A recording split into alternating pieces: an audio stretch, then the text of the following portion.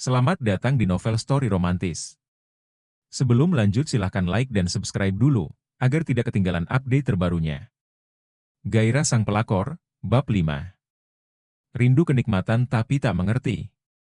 Aku menggelinjang menahan rasa nikmat yang sudah lama tak merasakannya. Oh, nikmat saya Aang. Ah, erengan dan desahan menggema di kamar itu. Bian yang sudah lihai dalam tugasnya begitu liar dan menikmati, serta mendominasi dalam permainan nikmat itu. Org sayang, aku sampai. Mata Bian terbelalak memutih sambil mengejang hebat. Kepalanya mendongak ke atas. Sementara badan bawahnya naik. Dari atas, Mas Dani malah menekan ke bawah kuat-kuat, seraya menggeram hebat. Argeg. Rupanya keduanya telah sampai di puncak kenikmatan, setelah mengarungi samudera indahnya surga dunia. Bian tersenyum bahagia, sambil memejamkan matanya. Dia nampak puas dengan tugasnya Mas Dani, membawanya ke puncak paling tinggi dalam kenikmatan. Mereka berpelukan erat sekali, menikmati sisa-sisa kenikmatan surga dunia yang begitu memabukkan. Setelah nafasnya tenang, keduanya melepas dekapannya, terkapar kelelahan setelah mendaki puncak kenikmatan. Aku nggak tahu apakah aku akan bahagia atau sedih. Perasaanku sudah tidak menentu setelah semua kejadian yang menimpaku beberapa minggu ini. Yang aku tahu, sekarang aku sangat senang bisa dekat dengan Mas Dani. Aku pasrah dengan apa yang terjadi nanti kepadaku. Aku melupakan apa yang terjadi padaku beberapa hari ini dengan sebegitu mudahnya. Semenjak Mas Dani memutuskan untuk tinggal di Bandung, aku sedikit merasa lega.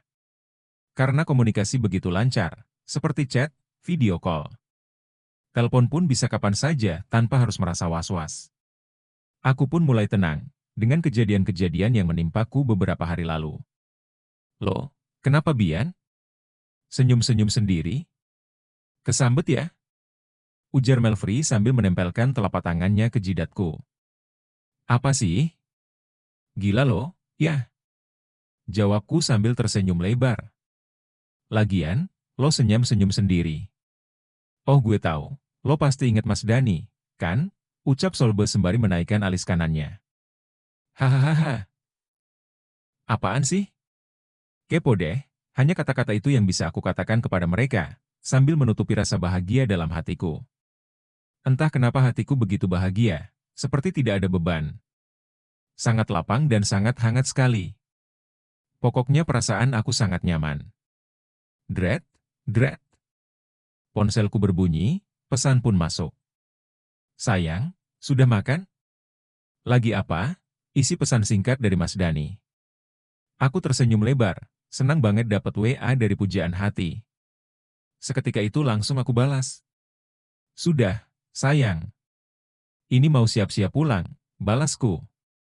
Sehabis dapat balasan, Mas Dani langsung video call.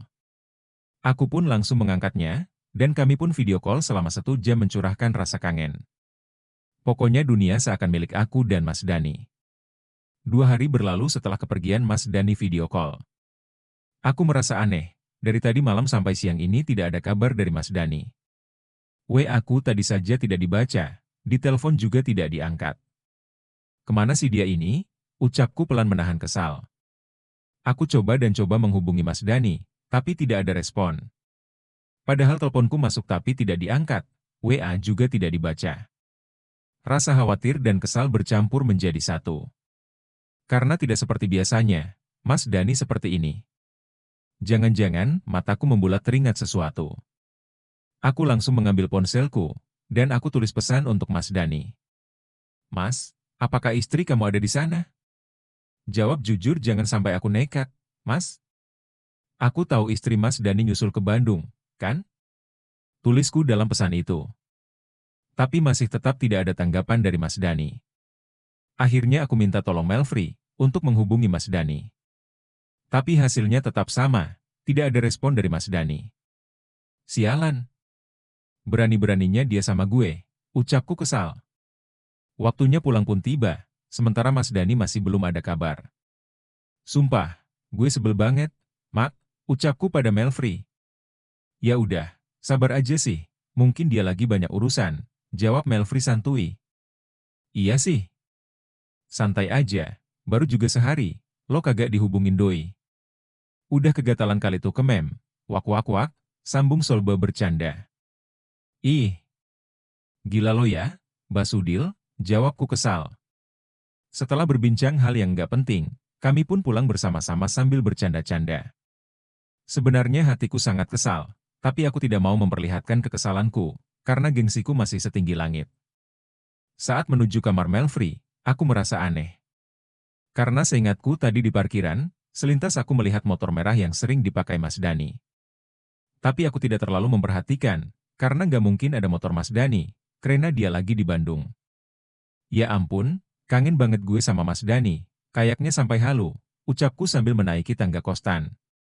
Dasar wanita kesepian, ya begitulah, ucap Solbe mengolok-olokku.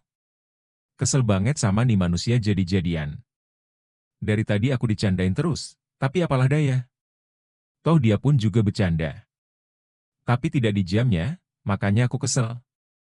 Kebetulan aku yang pegang kunci kamar Melfi, jadi aku masuk duluan. Saat masuk kamar, betapa terkejut dan tidak percaya dengan apa yang aku lihat. Rasanya kayak seperti mimpi, kaget banget. Surprise. MMA Mas Dani, pekiku sambil terbata-bata. Karena masih tidak percaya, sosok Mas Dani yang aku hubungi dari siang ada di hadapanku sekarang. Iya sayang, jawabnya santai sambil tersenyum. Hahaha. C. Kasihan banget yang tidak dikasih kabar seharian, ucap Solbe sambil terkekeh-kekeh. Haarg, pekiku kesel banget. Hahaha. Mereka tersenyum lepas. Jadi kalian sudah tahu, brengsok. Ucapku kesal, tapi senang. Mas Dani yang nyuruh, jangan salahin gue, ucap Melfri membela diri. Pokoknya gue sebel sama kalian, kataku agak berkaca-kaca. Udah sini, ucap Mas Dani sambil tersenyum. Seraya meraih tanganku dan langsung memelukku. Kami pun menghabiskan waktu dengan bercanda, dan sebolot minum yang Mas Dani bawa. Sampai tidak terasa waktu menunjukkan hampir tengah malam. Mas Dani melihat jam di tangannya, tapi aku sangat tidak senang dengan tingkahnya itu. Kenapa sih Mas? Dari tadi lihat jam terus? Kenapa? Mau pulang ke rumah bini? Ucapku dengan raut wajah kesal. Enggak, Bian. Cuma lihat jam doang emang nggak boleh, jawabnya santai. Halah. Jujur aja sih, orang dari tadi Bia lihatin Mas Dani sibuk lihat jam, ketusku. Enggak kok, jawab Mas Dani pelan dan langsung memelukku. Oh iya Mas. Kok udah pulang? Katanya stay di Bandung, tiba-tiba Melfri mengajukan pertanyaan. Yang sedari tadi ingin sekali aku tanya. Iya Mas, kenapa? Sambungku penasaran. Ceritanya panjang, nantilah Mas Dani ceritakan. Intinya, ada masalah di perusahaan di Jakarta, jadi Mas Dani mesti nanganin, jawab Mas Dani seadanya. Aku tidak banyak bicara hanya mengangguk saja, dan tak penting untukku kenapa Mas Dani balik ke Jakarta. Yang terpenting adalah aku bisa bertemu dengan Mas Dani. Setelah lama ngobrol, Mas Dani pun pamit pulang. Karena harus ke rumah orang tuanya, dia juga minta izin padaku. Sebenarnya aku sangat kesal karena tidak mendapat kenikmatan dan curiga, tapi mendengar kata orang tua, aku tidak bisa apa-apa. Akhirnya Mas Dani pun pulang. Keesokan harinya saat aku berangkat kerja. Aku dibuat kaget lagi, karena tiba-tiba saja Mas Dani sudah ada di parkiran menungguku. Dengan senyuman, aku pun menghampiri Mas Dani. Udah di sini aja, kataku seraya menaikin motor Mas Dani tanpa disuruh. Yuk, kita duluan ya, kata Mas Dani. Sembari melambaikan tangan sama Melfri dan Solbe. Sesampainya di kantor, aku mampir ke warung tempat aku biasa nongkrong pagi, dan di sana sudah ada Melfri dan Solbe. Emang jalan ke kantor muter dulu ke Ancol, ya? Ampe duluan kami pula sampai, ejek Solbe padaku. Hai ha. Berisik lo, ya? Bentakku pada Solbe sambil bercanda. Seharian di kantor, tiba juga waktunya pulang. Aku mengambil ponsel berencana WA Mas Dani. Tapi baru saja aku mau menekan tombol WA. Dret. Dret. Bian, Mas tunggu di bawah, pesan dari Mas Dani mendahuluiku. Betapa senang hatiku ini, tanpa di WA dia sudah ada menjemputku, dan inilah yang aku harapkan dari dulu. Iya mas, balasku sambil tersenyum.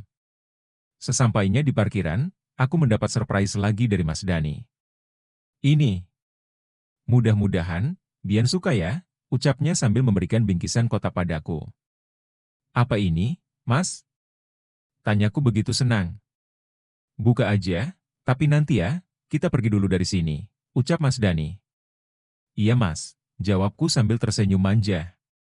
Sungguh senangnya hatiku ini, diberikan kejutan demi kejutan sama Mas Dani. Entah dalam rangka apa aku juga tidak tahu, yang aku tahu aku sekarang begitu senang, dan rasanya aku orang paling bahagia di muka bumi ini. Seminggu sudah berlalu. Semenjak Mas Dani kembali dari Bandung, hubungan kami pun kembali seperti dulu. Tidak bisa leluasa untuk chat atau nelpon, karena posisi Mas Dani ada di rumah. Alasannya karena anaknya sakit, tapi aku tidak mempermasalahkan itu, selama Mas Dani masih memberikan kabar dan gairah kenikmatan padaku. Entah kenapa hari itu perasaanku tak menentu.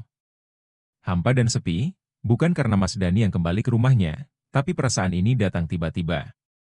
Seolah ada keinginan kuat dalam diri ini suatu kebebasan. Ingin dicintai, diperhatikan, disayangi. Dalam artian mempunyai pasangan dan hubungan secara sehat. Kadang melihat orang seakan ada rasa iri dalam hati, kenapa aku tidak seperti orang lain yang mempunyai hubungan secara sehat, itulah yang ada di isi kepalaku. Rasa rindu ingin memiliki sepenuhnya, membuat hati ini hampa dan sedikit sesak. Ah, sudahlah, ucapku menghela nafas panjang. Dret, dret. Seketika lamunanku buyar, mendengar nada pesan masuk di HP-ku. Di mana, Bian? Nanti malam Mas jemput ya, itu isi pesan singkat dari Mas Dani. Entah kenapa, ini pertamaku seumur hubungan kami. Aku sangat malas bertemu Mas Dani, tapi apa boleh buat? Iya, jawabku singkat. Waktu pulang kerja tiba, tapi aku benar-benar merasa tidak nyaman dengan situasi ini. Namun tetap aku paksakan untuk tersenyum. Aku menemui Mas Dani di parkiran, dan aku langsung diantar ke kos Tan Melfri. Sesampainya di kos, aku langsung masuk ke kamar Melfri tanpa menunggu Mas Dani, yang sedang parkir motor. Kamu kenapa, Bian? Tanya Mas Dani menghela jalanku. Enggak apa-apa kok, Mas, jawabku santai dengan muka datar. Enggak, pasti ada yang tidak beres. Dari tadi Mas perhatikan, kamu banyak diam dan cemberut. Kenapa? Tanyanya berulang kali. Apaan sih? Aku bilang enggak, ya enggak. Udahlah aku capek jangan cari masalah, jawabku agak membentak. Oh jadi begitu? Ya udah, Mas Dani pulang, ancamnya sembari melepaskan genggaman tangannya. Aku melotot dengan kesal. Tapi meski aku bete, tapi hatiku tidak mengikhlaskan kalau Mas Dani pulang. Aku pun langsung menyusul dan memeluknya. Jangan marah Mas, ayo kita masuk, ucapku lembut. Padahal hatiku dongkol. Seketika Mas Dani diam tapi mendengar rayuanku, akhirnya dia mau masuk ke kos Tan Melfri. Di dalam sudah ada Solba, Melfri dan Lola. Mereka sedang bercanda, dan kami pun bergabung dengan mereka. Ya kalau bercanda dengan mereka memang tidak ada habis-habisnya, pasti ada aja yang bikin tertawa. Waktu pun berlalu, setelah hampir tengah malam. Mas Dani pun pamit pulang. Esoknya seperti biasa aku melaksanakan tugasku di kantor. Aku masih kepikiran Mas Dani yang sampai sekarang tidak mengabariku sama sekali. Aku coba lihat lagi HP-ku. Dan pesan yang aku kirim ke Mas Dani, masih tetap checklist 1. Sungguh kesal yang tiada tara, tapi aku tidak bisa melampiaskannya. Aku harus bagaimana? Ya Allah. Aku ingin menyudahi ini, tapi aku sayang sama laki. Laki itu, rintihku dalam hati. Dert. Dert. Maaf, Bian. Sekali lagi Mas Dani tidak bisa ke sana, soalnya pekerjaan Mas Dani belum selesai. Pesan dari Mas Dani dengan emoji sedih. Emosiku memuncak, aku pun membalas kembali WA-nya. Maksudnya apa Mas? Mas kan sudah janji sama Bian mau ke sini kenapa banyak alasan, tulisku dan langsung aku kirim ke Mas Dani. Tiba-tiba teleponku berdering. Dan itu panggilan dari Mas Dani, segera langsung aku angkat. Kenapa janji-janji terus? Bisa nggak jadi orang jangan pelin-pelan? Kataku langsung tanpa mengucapkan halo. Dengar dulu, Bian. Mas Dani benar-benar sibuk, ada masalah di kantor, ucapnya masih dengan nada lembut. Nggak ada alasan, Mas. Mas nggak mungkin nggak ada waktu sebentar buat nemuin aku, ucapku lantang. Tolong kamu ngertiin Mas Dani. Sekali saja, ucapnya sedikit keras. Oh, jadi aku nggak ngertiin Mas Dani?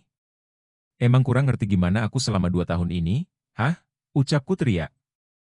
Dengan tanpa sadar, air mataku jatuh ke pipi. Ya udah terserah kamulah, Mas Dani capek. Ucapnya santai. Aku terdiam seketika. Aku tuh kangen, Mas. Aku pengen digenjot lagi, aku rindu kenikmatan. Kenapa kamu gak mengerti juga, Mas? Gumamku dalam hati. Bersambung.